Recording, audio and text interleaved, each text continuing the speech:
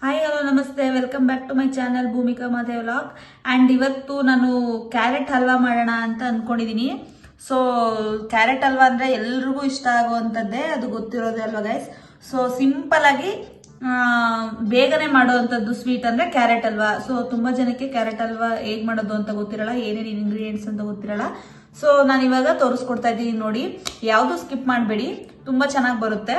So guys ಎಲ್ಲರೂ ನೋಡಿ. ಮೊದಲು ನಾನು ಒಂದು ಅರ್ಧ kg ಕ್ಯಾರೆಟ್ನ ತಗೊಂಡಿದ್ದೀನಿ. ಅದನ್ನು ತೊಳೆದು ಚೆನ್ನಾಗಿ ನೀಟಾಗಿ ತುರಿದಿಟ್ಕೊಳ್ಳಿ.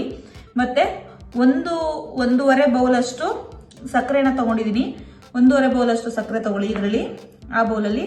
ಮತ್ತು ಅದೇ ಬೌಲಲ್ಲಿ ನಾನು 1 ಕಪ್ ಆಗುವಷ್ಟು 1 ಬೌಲು ಹಾಲನ್ನ ತಗೊಂಡಿದ್ದೀನಿ. ಈ ಕಪ್ಪಲ್ಲಿ ಹಾಲು ತಗೊಳ್ಳಿ. ಸೊ ನಾನು ನೆಕ್ಸ್ಟು ಅದಕ್ಕೆ ಬೇಕಾಗಿರೋ ಇಂಗ್ರೀಡಿಯೆಂಟ್ಸ್ ಅಂತಂದರೆ ನೋಡಿ, ಇದರಲ್ಲಿ ಬಾದಾಮಿ, ಗೋಡಂಬಿ ಮತ್ತು ದ್ರಾಕ್ಷಿ ತೊಗೊಂಡಿದ್ದೀನಿ. ಮತ್ತು ಸ್ವಲ್ಪ ಫ್ಲೇವರ್ ಬರಲಿ ಅಂತ ಏಲಕ್ಕಿನ ತೊಗೊಂಡಿದ್ದೀನಿ. ಸೊ ಇದನ್ನು ಹಾಕಿ ಇಷ್ಟೇ ಇಂಗ್ರೀಡಿಯೆಂಟ್ಸ್, ಒಂದು 6ರಿಂದ 7 ಇಂಗ್ರೀಡಿಯೆಂಟ್ಸಲ್ಲಿ ಕ್ಯಾರೆಟ್ ಹಲ್ವಾ ಸಿಂಪಲ್ಲಾಗಿ ಒಂದು 10 to 15 ಮಿನಿಟ್ಸಲ್ಲಿ ಆಗೋಗುತ್ತೆ. ಸೊ ಬನ್ನಿ ಗೈಸ್ ನೋಡ್ಕೊಬರೋಣ. ಸೊ ಇವಾಗ ಒಂದು ಪಾತ್ರೆ ಇಟ್ಕೊಂಡು ಅದಕ್ಕೆ ಸ್ವಲ್ಪ ತುಪ್ಪನ ಹಾಕಿ ಡ್ರೈ ಫ್ರೂಟ್ಸ್ನ ಫ್ರೈ ಮಾಡ್ಕೊಳ್ಳಿ. ಸ್ವಲ್ಪ ಫ್ರೈ ಆಗಬೇಕು, ಲೋ ಫ್ಲೇಮಲ್ಲಿ ಫ್ರೈ ಮಾಡಿ, ಯಾಕಂದರೆ ಎಲ್ಲ ಬ್ಲ್ಯಾಕ್ ಆಗಿ ಸೀದೋಗ್ಬಿಡುತ್ತೆ. ಸ್ವಲ್ಪನೇ ಸಾಕು, ಫ್ರೈ ಮಾಡಿ ಹಾಗೆ ತುಪ್ಪ ಸಮೇತ ತಗೊಳ್ಳಿ.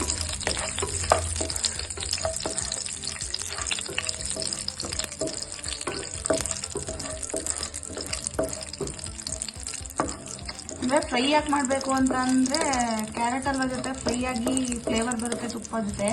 ಇಲ್ಲ ಅಂದರೆ ಹಸಿ ಆದರೆ ಚೆನ್ನಾಗಿರೋದಿಲ್ಲ ತಿನ್ನೋದಕ್ಕೆ, ಅದಕ್ಕೋಸ್ಕರ ಫ್ರೈ ಮಾಡ್ಕೊತೀವಿ. ಅಲ್ಲಿ ದ್ರಾಕ್ಷಿಯಲ್ಲೆಲ್ಲ ಸ್ವಲ್ಪ ಉಪ್ತಾ ಇದೆ. ಸೊ ಸಾಕು ಇಷ್ಟೇ. ಸ್ವಲ್ಪ ಬ್ರೌನಿಶ್ ಆಗುತ್ತೆ, ಆವಾಗ ಆಫ್ ಮಾಡಿಕೊಂಡು ಇಟ್ಕೊಳ್ಬೇಕು. ಸೊ ಈಗ ಅದೇ ಪಾತ್ರೆ ತುಪ್ಪ ಆಗಿರೋದ್ರಿಂದ ನಾವು ಅದೇ ಬಾಣಲೆಗೆ ಕ್ಯಾರೆಟ್ನ ಹಾಕಿ ಫ್ರೈ ಮಾಡ್ಕೊಬಿಡೋಣ. ತುಪ್ಪನೂ ವೇಸ್ಟ್ ಆಗಲ್ಲ, ಹಾಗೆ ಕ್ಯಾರೆಟು ಚೆನ್ನಾಗಿ ಬೇಯುತ್ತೆ. ಸೊ ಇವಾಗ ಕ್ಯಾರೆಟ್ನ ಎಲ್ಲನೂ ಹಾಕ್ಕೊಂಡು ನೀಟಾಗಿ ಸ್ವಲ್ಪ ಫ್ರೈ ಮಾಡ್ಕೊಳ್ಳಿ, ಕೈ ಹಾಕಿ. ಕ್ಯಾರೆಟು ನೀರು ಬಿಟ್ಟು ಮತ್ತು ನೀರು ಹೀರ್ಕೋಬೇಕು, ಅಲ್ಲಿ ತನಕ ವೆಯ್ಟ್ ಮಾಡಿ, ಯಾಕಂದರೆ ಚೆನ್ನಾಗಿ ಇವಾಗಲೇ ಬೇಯ್ಕೋಬೇಕು. ಆಮೇಲೆ ಸಕ್ಕರೆ ಹಾಕ್ಬಿಟ್ರೆ ಕ್ಯಾರೆಟು ಬೇಯಲ್ಲ, ಅದಕ್ಕೋಸ್ಕರ ಫಸ್ಟು ನೀರು ಬಿಟ್ಟು ನೀರಲ್ಲೇ ಬೇಯಲಿ, ಆಮೇಲೆ ಹಾಲು ಹಾಕ್ತೀವಲ್ವ ಅವಾಗ ಬೇಯುತ್ತೆ ಚೆನ್ನಾಗಿ. ಸಕ್ಕರೆ ಫಸ್ಟ್ ಹಾಕ್ಬಿಡ್ಬೇಡಿ ಯಾರೂ, ಕರಗಲಿ ಅಂತ. ಹಾಲು ಹಾಕ್ತೀವಲ್ಲ ಅವಾಗ ಹಾಕ್ಕೊಂಡ್ರೆ ಸೊ ನೀಟಾಗಿ ಬೇಯೋ ತನಕ ವೆಯ್ಟ್ ಮಾಡಿ. ಯಾವುದೇ ರೀತಿ ನೀರನ್ನ ಆ್ಯಡ್ ಮಾಡಬೇಡಿ, ಚೆನ್ನಾಗಿ ಅಲ್ಲೇ ಬೇಯುತ್ತೆ ಕ್ಯಾರೆಟು.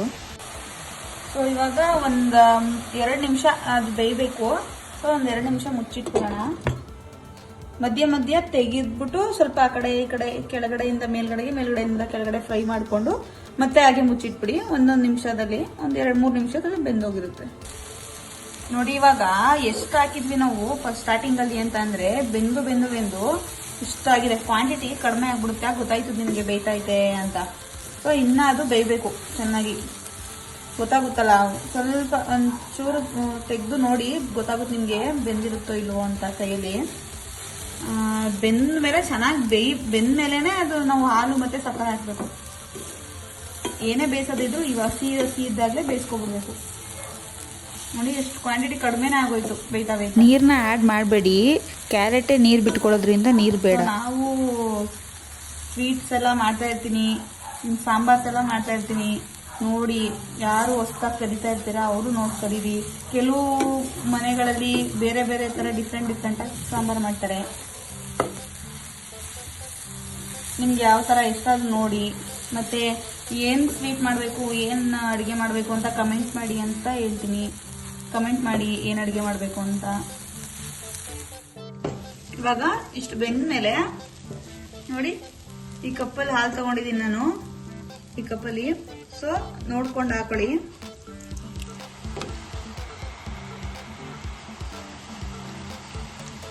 ತುಂಬ ತೆಳುವು ಆಗ್ಬಿಡುತ್ತೆ ನೀರು ಬಿಟ್ಕೋಬಿಟ್ಮೇಲೆ. ಸೊ ನೋಡ್ಕೊಂಡು ಹಾಕೊಳ್ಳಿ.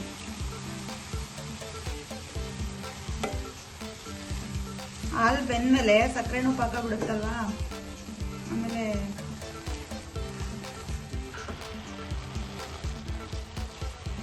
ಅಕಸ್ಮಾತ್ ಹಾಲು ಜಾಸ್ತಿ ಆಗ್ಬಿಟ್ರೆ ಏನು ತಲೆ ಕೆಡಿಸ್ಕೋಬೇಡಿ. ನಾವು ಹೆಂಗಿದ್ರು ಹಾಲು ಮತ್ತು ಕ್ಯಾರೆಟ್ ಎರಡನ್ನೂ ಬೇಯಕ್ಕೆ ಇಡ್ತೀವಲ್ವ, ಮುಚ್ಚಿಡ್ತೀವಲ್ಲ, ಆಗ ಅದು ಕುದ್ದಿ ಸ್ವಲ್ಪ ಕಡಿಮೆ ಆಗುತ್ತೆ. ಅಷ್ಟೊಂದೇನು ತಲೆ ಕೆಡಿಸ್ಕೊಳಕ್ಕೆ ಹೋಗ್ಬೇಡಿ. ಈಗ ಹಾಲಲ್ಲಿ ಸ್ವಲ್ಪ 1 ನಿಮಿಷ ಬೇಯಲಿ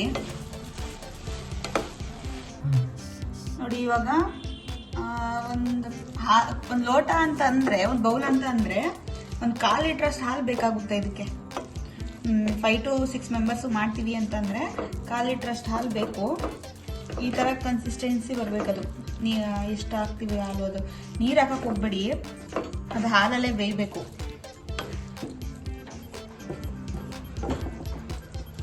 ಇವಾಗ ಇವೆಲ್ಲನೂ ನೀಟಾಗಿ ಸ್ಪ್ರೆಡ್ ಮಾಡಿ ಇನ್ನು 1 ನಿಮಿಷ ಮುಚ್ಚಿಟ್ಬಿಡೋಣ.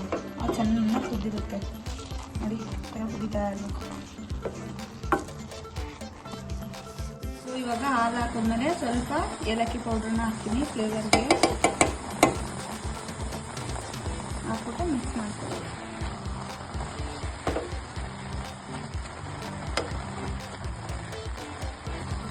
ಸೊ ಇವಾಗ ಹಾಲು ಜೊತೆಗೆ ಕ್ಯಾರೆಟು ಚೆನ್ನಾಗಿ ಬೆಂದಿದೆ. ಬೇಯ್ತಿದ್ದಾಗೆ ನಾವು ಸಕ್ಕರೆನ ಹಾಕೋದು ನೋಡಿ. 1 ಬೌಲಷ್ಟು ಸಕ್ಕರೆ. ನಾವು ಸ್ವೀಟ್ ಸ್ವಲ್ಪ ಕಡಿಮೆ ತಿನ್ನೋದ್ರಿಂದ 1 ಬೌಲಷ್ಟು ಹಾಕ್ಕೊಂಡಿದ್ದೀನಿ ನಾನು. ನೀವು 1-1.5 ಬೌಲ್ ಹಾಕ್ಕೊಳ್ಳಿ. ಆಮೇಲೆ ಬೇಕಾದರೆ ಸ್ವೀಟ್ನ ನೋಡ್ಕೊಂಡು ನೀವು ಹಾಕೋಬೋದು. ಅಂದರೆ ಸ್ವಲ್ಪ ಬೆಂದ ಮೇಲೆ ಗೊತ್ತಾಗುತ್ತೆ ಸ್ವೀಟ್ನ.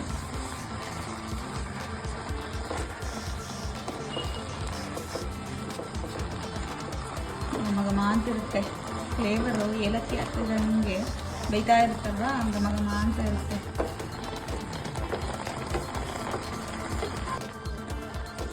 ನೋಡಿ ಎಷ್ಟು ಚೆನ್ನಾಗಿ ಕಾಣಿಸ್ತಾ ಇದೆ.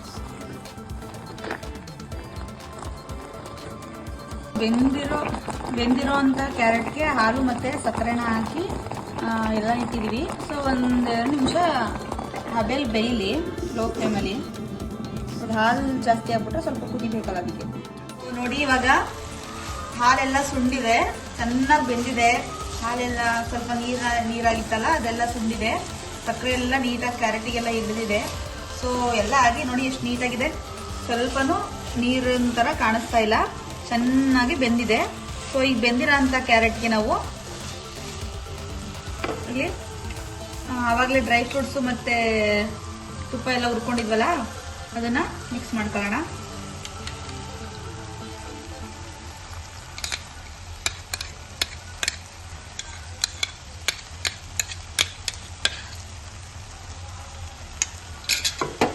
ಇವಾಗ ಡ್ರೈ ಫ್ರೂಟ್ ಜೊತೆ ಮಿಕ್ಸ್ ಮಾಡ್ಕೊಳ್ಳೋಣ. ಇಷ್ಟೇ ನೋಡಿ, ಎಷ್ಟು ಸುಲಭವಾಗಿ ಎಷ್ಟು ಬೇಗ ಆಯಿತು. ನಿಮಗೆ ಸ್ವಲ್ಪ ಫಸ್ಟ್ ಟೈಮ್ ಮಾಡೋರಿಗೆ ಸ್ವಲ್ಪ ನೀರು ಜಾಸ್ತಿ ಆಗ್ಬಿಡ್ತೇನೋ, ಹಾಲು ಜಾಸ್ತಿ ಆಗ್ಬಿಡ್ತೇನೋ ಅಂತ ಅನಿಸುತ್ತೆ. ಬಟ್ ಏನಿಲ್ಲ, ಈ ಥರ ಅದು ಹಬೆ ಹೋಗದೆ ಇರೋ ಥರ ಮುಚ್ಚಿ ಇಟ್ಟರೆ ಕುದೀತಾ ಅದೇ ಸರಿ ಹೋಗ್ಬಿಡುತ್ತೆ. ಅದು ಬಿಟ್ಟರೆ ಬೇರೆ ಏನಿಲ್ಲ. ಪಾತ್ರೆ ಸಿಯುತ್ತೆ, ತಡೆ ಹಿಡಿಯುತ್ತೆ, ಆ ಥರ ಏನಾಗಲ್ಲ. ತುಂಬ ಚೆನ್ನಾಗಿ ಬರುತ್ತೆ, ಬೇಗನೆ ಆಗುತ್ತೆ. ಸೊ ಬಂದಿರೋ ಗೆಸ್ಟ್ಗೂ ಇಷ್ಟ ಆಗುತ್ತೆ, ಅಥವಾ ನಿಮ್ಮ ಮನೆಯವ್ರಿಗೆ ಇಷ್ಟ ಆಗುತ್ತೆ. ಸಂಜೆ ಟೈಮ್ ತಿನ್ಬೋದು. ಸೊ ಗೈಸ್, ಐ ಹೋಪ್ ಈ ವಿಡಿಯೋ ನಿಮ್ಗೆ ಇಷ್ಟ ಆಗಿದೆ ಅಂತ ಅಂದ್ಕೊಂಡಿರ್ತೀನಿ. ಸೊ ಇದೇ ಥರ ವಿಡಿಯೋ ಮಾಡ್ತಾ ಇರ್ತೀನಿ. ಎಲ್ಲ ಸಪೋರ್ಟ್ ಮಾಡಿ. ನನ್ನ ಚಾನಲ್ ಭೂಮಿಕಾ ಮಹಾದೇವ್ ವ್ಲಾಗ್ ವಿಡಿಯೋನ ಸಬ್ಸ್ಕ್ರೈಬ್ ಮಾಡಿ, ವಿಡಿಯೋ ಸಪೋರ್ಟ್ ಮಾಡಿ, ಲೈಕ್ ಮಾಡಿ, ಶೇರ್ ಮಾಡಿ, ಕಮೆಂಟ್ ಮಾಡಿ. ನೆಕ್ಸ್ಟ್ ಯಾವ ವಿಡಿಯೋ ಮಾಡಬೇಕು ಅಂತ ಕಮೆಂಟ್ ಮಾಡಿ guys, please. So thank you so much to all. So guys ನೋಡಿ, ready to eat carrot halwa. And ಎಲ್ಲರಿಗೂ ಹ್ಯಾಪಿ ನ್ಯೂ ಇಯರ್. ಎಲ್ಲರೂ ಖುಷಿಯಾಗಿರಿ, ಸಂತೋಷವಾಗಿರಿ. ಈ ವರ್ಷ ನಿಮ್ಮ ಲೈಫಲ್ಲಿ ಖುಷಿನ ತಂದುಕೊಡ್ಲಿ ಅಂತ ಹೇಳ್ತಾ ಇದ್ದೀನಿ. Thank you.